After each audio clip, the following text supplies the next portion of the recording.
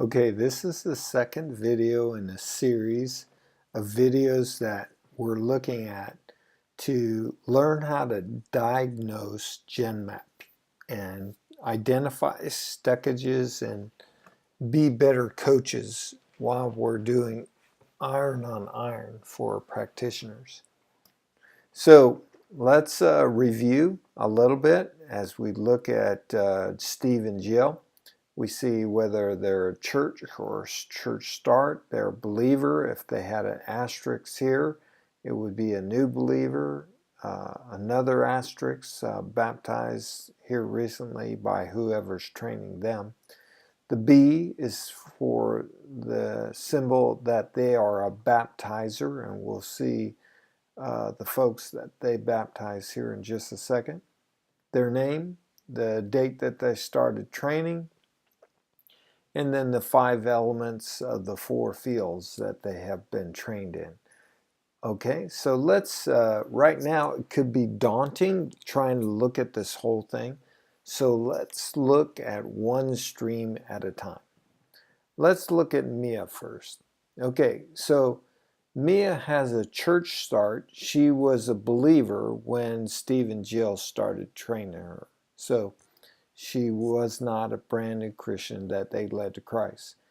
And they started training her October 9th, 2014, and they have trained her in all 5 elements of the 4 fields. So she's thoroughly trained. But when you look at her stream, all of these are non-Christians: Ted, Anna, and Beauty.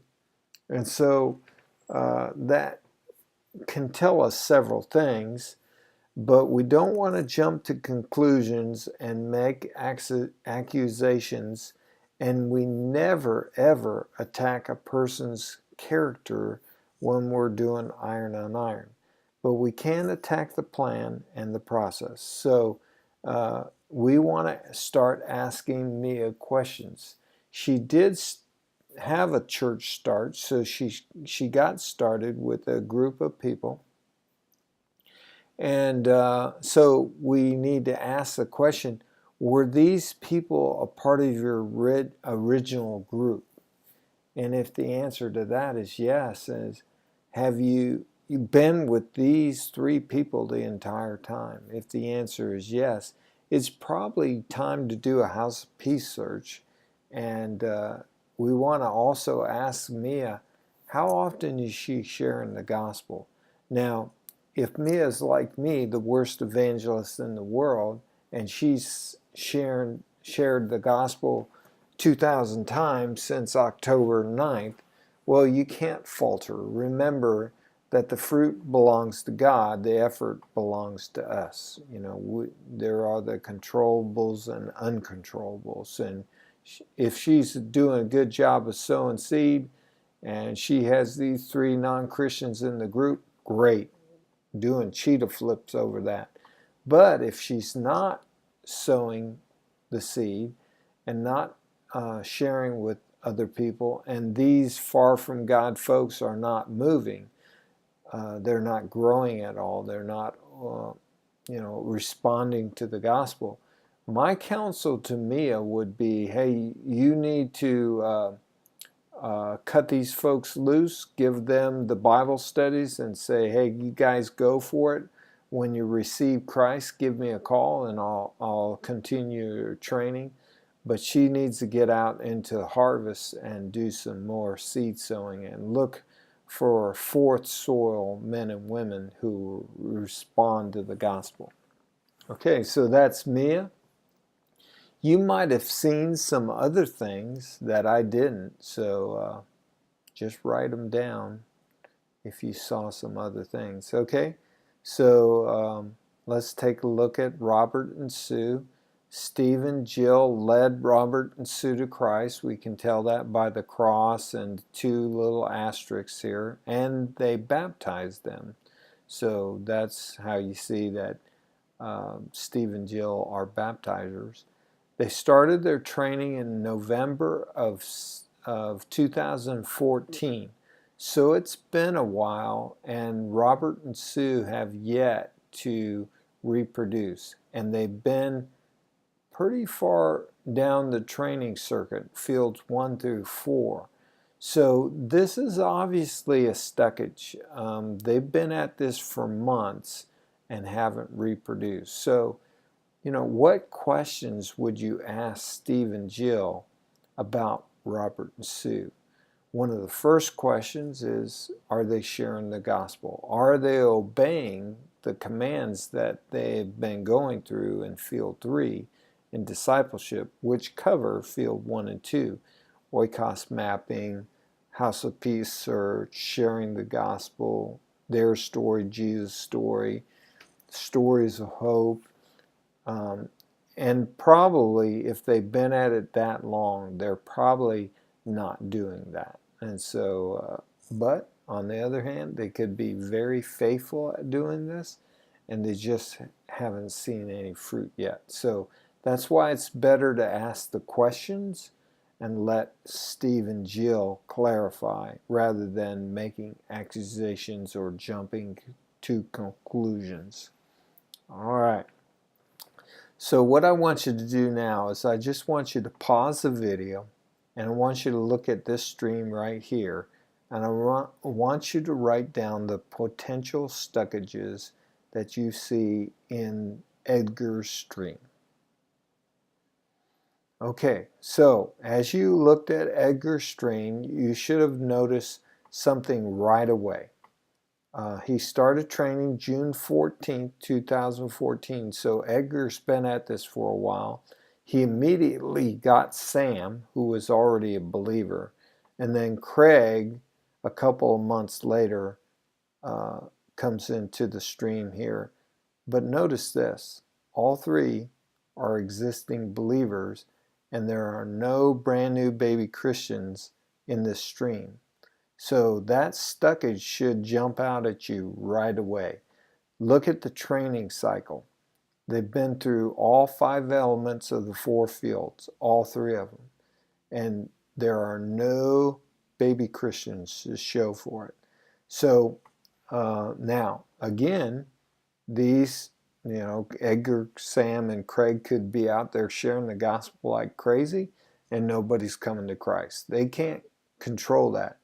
But I have a sneaky suspicion that this is Christians training Christians for training Christians' sake, and we're not getting in the harvest. And so the questions that I want to ask is, are these folks sharing the gospel? And if they are, how are they sharing the gospel? What do people hear when they share the gospel? So we want to diagnose how they're sharing the gospel and how often. Okay? This one right here is pretty easy, Anita and Laz, but I want you to notice what this tells us. This tells us that Steve and Jill led Anita and Laz to Christ on March 2nd, 2015. So they are definitely sowing the seed. They're sharing the gospel.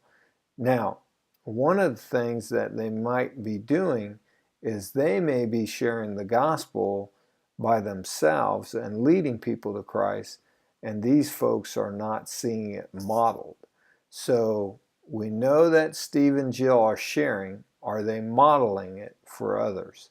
I think you're going to find that they are when we look at their healthiest stream.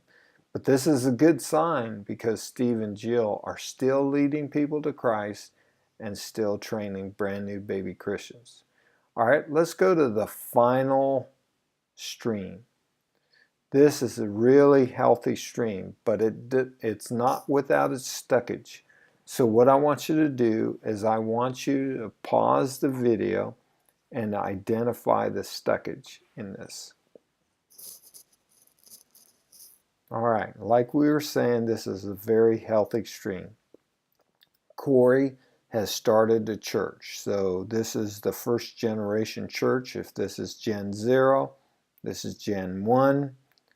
And we also have a Gen 2 church here with Ed, super healthy.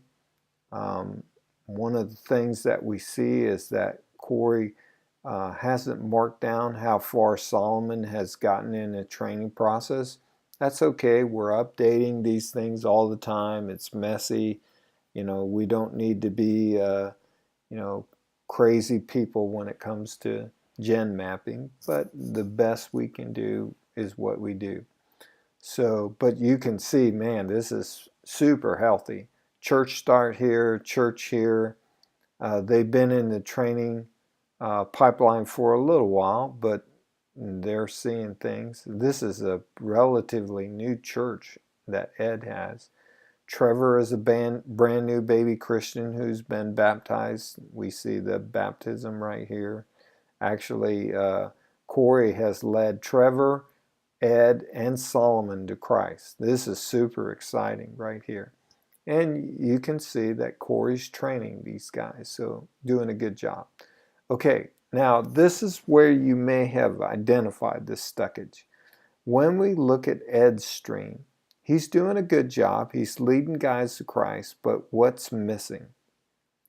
There are no baptisms, and these guys have been in training for a little while, and they're only getting to field 2. Notice this is April 20th, so that's, short. If we look at today, it's April 30th when I'm making this video. So, okay, that's a short period of time. Jeremy, we can understand. But Andy has been a believer for quite a while, and he's still not baptized. So, and you notice Ed has baptized no one. So there's a potential stuckage right there. And so what we need to do is coach Steve and Jill to coach Corey. We're not going to jump generations. We're going to coach Steve and Jill on identifying this stuckage, and they're going to talk to Corey, not Ed. And then Ed's going to have the opportunity to fix his stuckages with Corey coaching them. Notice Ed has a non-Christian here, far from God person, Jack. So he's probably an evangelist, and he just needs some help in discipleship and getting folks to obey the commands of Christ. And one of the first commands they need to obey is be baptized. Okay, that's Gen Map. I'm going to throw a couple more at you so you can assess and diagnose what's going on the Gen Maps. Hope this is helpful.